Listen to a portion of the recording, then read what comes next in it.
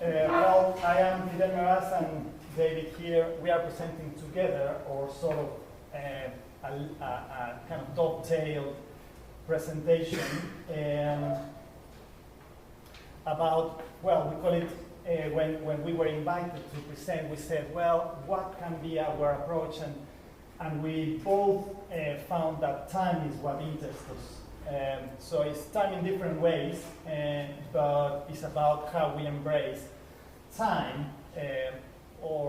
So we were saying, well, time and also change, but how pertinent is that distinction? So change and the art of embracing time. So it's about how we are aware of the narratives and the minor histories and the micro histories that are embedded in architecture.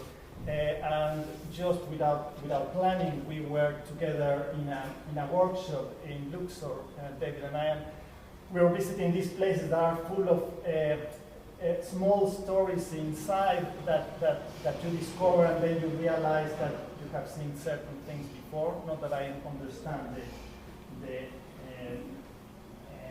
Egyptian language in the inscriptions, but you recognize stories and then you find explanations that obviously are somehow implied in places. So design and research and time. So because we were lucky that we are towards the end, so we are going to focus on time, on design and research. A lot has been said, and mostly we find some convergence in certain discussions that have been, but then we can discuss at the end. But we are going to focus more in time. So how we can bring time into design and into research, or more, how can be aware of time, how can be aware of temporality. So my points of departure are consciousness of internal time of Husserl. He focuses mainly on three ways of conceiving times. One that is interior to the mind, we call it subjective. So it's when you feel that this lecture is going too long. But objective time, when you see the watches and they are all the same, more or less. So that's objective time. Subjective time is the one we feel. For me, it's like it's taking ages, right? But it's different for everyone. And then there is the consciousness about that, or those two temporalities, where we can be aware of those things happening, and we can actually jump into time, not in the form of memory, that's different, but in the form of being aware that that can happen, that you can direct your consciousness to other moments or other times. Then we have Roman Ingarden, Polish philosopher, has been translated into English, this work in particular in the title of Time and Modes of Being. But that's a license that the translator took, I guess, because in reality the title is as pompous as the controversy over the existence of the world. So he was trying to make this investigation, ontological investigation, about how we can be sure everything is, right? And in particular, this is the volume 1, but in the volume 3, in the third volume, he explores more the times and modes of being of entities. So, and that I take that as the base of my phenomenological analysis. And then, of course, Heidegger with being and time.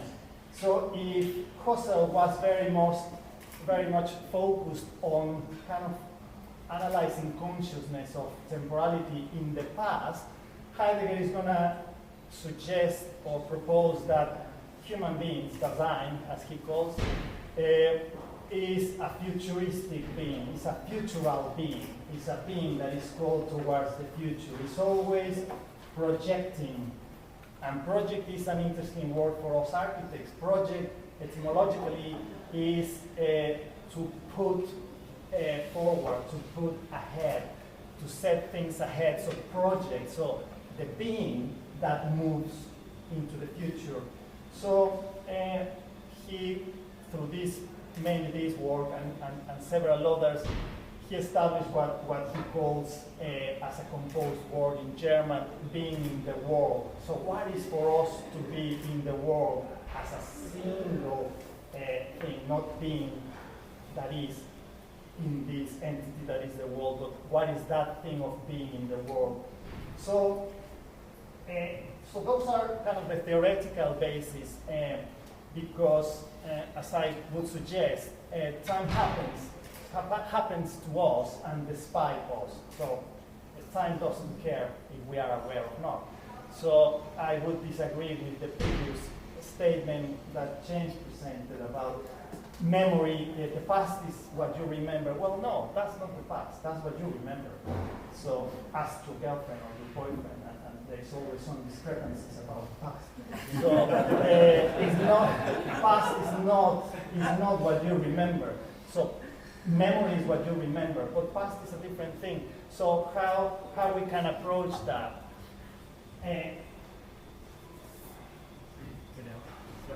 Oh, 7 minutes, right? That's very fast. Okay. So time consciousness. So I would suggest in these ways of being that the way of Viollet do is snapshots. So events, moments in time, right? He wants to create this in his design, in his projects, these moments that are frozen and are kept forever. And this is just a quick example. Another way to approach architecture is the kind of Ruskinian way, the way in which it's a process, in which architecture is born somehow, it develops, it becomes ruined, and then he wouldn't like to be touched, architecture to be touched. He would like architecture to be let alone dissolved. And then the final one, which is the one proposed by Ingarden, is, I mean, I'm borrowing from Ingarden, is like a person. So architecture as a person, it becomes almost like a character, becomes a human being, or almost like a human being developing in time. My example is St. Peter's Seminary in Carglass, of this building that is constantly evolving, and we are always talking about the same place, but we can almost, recognize the same character, the same name, the same word of architecture. So is the designer involved? I would suggest that it's involved in two ways. So it's in a way of intersubjectivity, and I'm just 30 seconds away. Intersubjectivity, which is something that has been mentioned, so how we are involved with the other, or the others of the world, being these future dwellers, users, or collaborators, and where I think the research in design comes is being critical in our phenomenological ego, in the awareness of that this is happening, right? We cannot be just blind, and we cannot just be, took by the process and then just forget or don't register or don't be critical. It's about stop and being aware. And how we do that in practice. So I would suggest, as also someone has already suggested, so dialogue with everything, dialogue with the site, dialogue with other users, dialogue with other collaborators, looking for options of different solutions, and Matt was talking about iterations, and Matthew also was talking about different ways of using random methods, keeping record and being aware. So I hand over to David to look at some approaches. Thanks for that. We'll be sharing a session to get 7 minutes each, so in about 3 breaths, I'll do my short piece. I'd like to just quote a couple of speakers from today, actually, that said things that really kind of resounded me, really. First is Yairi, our first speaker of the day. And she put a slide up and she read it out. She said, the building is also a live thing. It performs. It alters physically and perceptually over time, being remade and co-made by architects, non-architects, social life and the environment. And when I read that and I heard that, I thought that's that really sums up much of my thinking, and the apologies to ACS students who have heard much of what I'm about to say before. You might recognise that yourselves, that analogy really of Fidel's, of the building's like a person, and for people, they grow from a small child to an elderly and a dead person. And at every stage, they are still that person, even if they physically, perceptually, in imagery ways change. There's a certain essence which makes them them, in spite of the many changes that are manifested upon them. I'd also like to quote Matt. I mean, thank you very much, Matt Jones. The things that I'm very grateful for you saying design as a way of finding things out.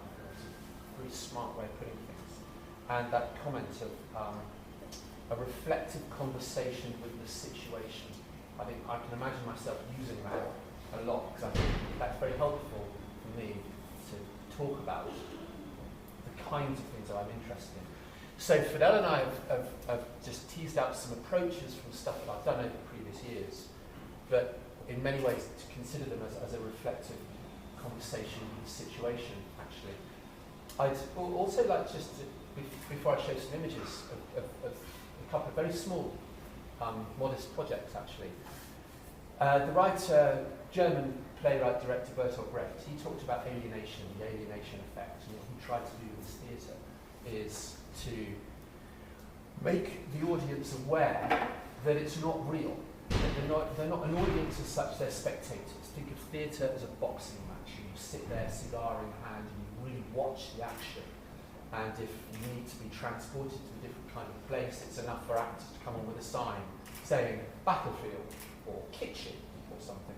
They don't need to recreate it.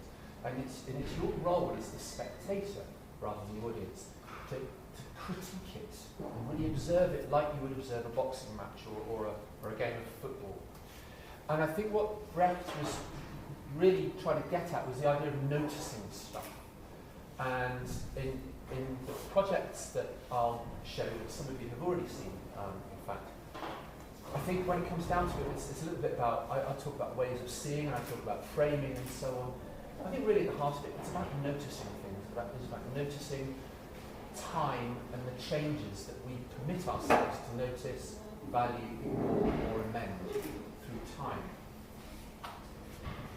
So the first site that I'd just like to mention is the Roman Baths, York Street Vaults at the Roman Baths, which is off the tourist trail actually, and myself and Ken Wilder studied that site, looked at a response to the site, considered how we might reread it without touching it, change it without changing it really. And there's too little time now to explain our methods and rationale, but it came down to a projection of light. And we made a short film called Datum. The ideas that we were considering, ideas of the authentic, what was real, what was authored, what was formally allowed to be there, what was considered to be inauthentic, and how might we reframe the site of the Roman Baths in a way that causes the viewer to reconsider that site. And Maurice Merleau-Ponty became important to us in the way he describes the idea of the glimpse. Squeezing the frame so much, you actually squeeze out most of what you're looking at, revealing just a tiny fragment. And that remains becomes the sort of sole focus. And without the wider context, you sort of lose the value systems by which you judge what is there.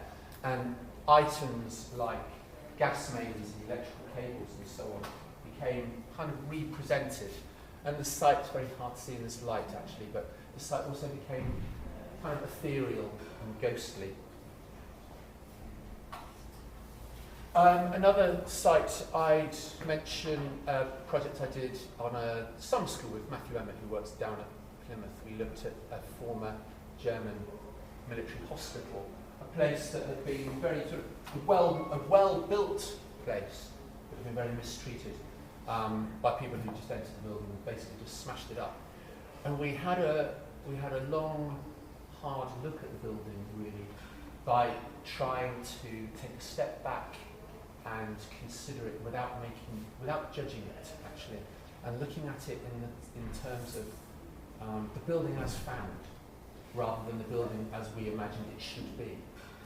And in that case, these big sort of holes, apertures and so on that have been smashed into the building became the most visible thing, became the stuff that was most raw, that gave us something to work with. We started to look at, and I'm long been fascinated with Annunciation paintings, and many of them have that sort of ray of light, either kind of a touch of God or a message from God, or some kind of holy kind of ray gun, if you like, coming from the rear of the painting down through into a more human space and touching Mary. And in this painting here is the best example I can think of that sort of sacred ray linking the two worlds, carving a very peculiar path through that fictional building.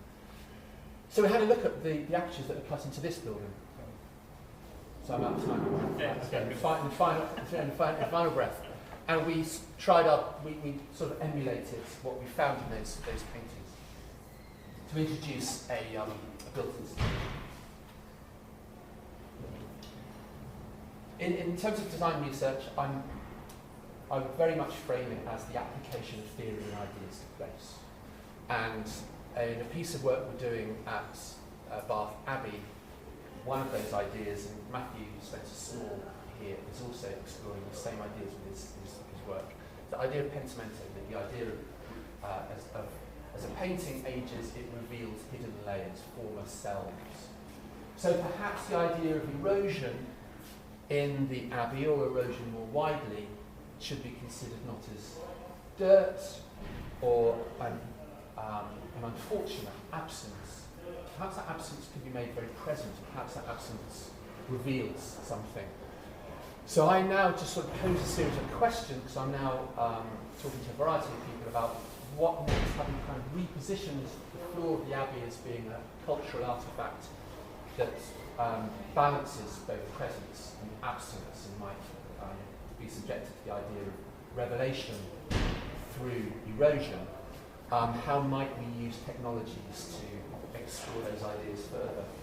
And I end on a series of questions that are much the same, actually, to do with Bath Abbey. This is the library of the Glasgow School of Art by Mackintosh in its present state. This is the roof in its present state. And I'm talking to staff up there again about the idea of what was once there and is no longer there.